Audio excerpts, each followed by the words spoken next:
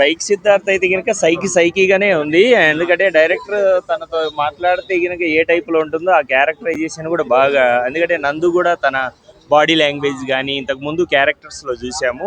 ఈ మూవీ మాత్రం నిజంగా హీరోయిన్ కానీ మన యామిని భాస్కర్ అండ్ ఆల్సో ప్రియాంక అని లవర్ క్యారెక్టర్ ఎవరైతే ఉన్నారో, ఎందుకంటే కాన్సెప్ట్ మాత్రం సింపుల్ కాన్సెప్ట్ అనిపించినా ఇప్పుడు న్యూ ఇయర్ సినిమా లాగా ఎడిట్ వర్క్ కానీ తను చేసిన విధానం మ్యూజిక్ కానీ మూవీ మాత్రం నందుకు ఈ కెరీర్ లో కొంచెం డిఫరెంట్ యాంగిల్లోనే మనకు అర్జున్ రెడ్డి మనం ట్రైలర్ చూసినట్టయితే అర్జున్ రెడ్డి ఈ ఫ్లేవర్స్ ఏదో కనిపిస్తాయి కొంచెము.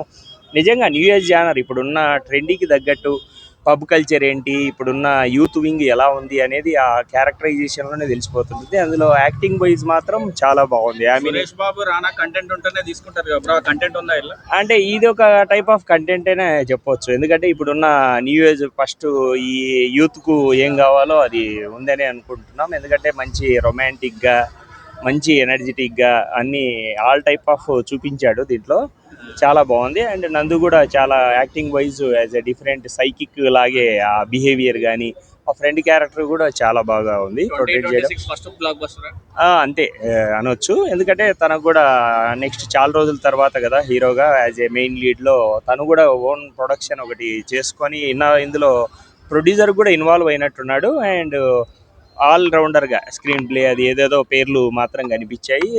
యాక్టర్ గా మాత్రం too good of movie. Thank you.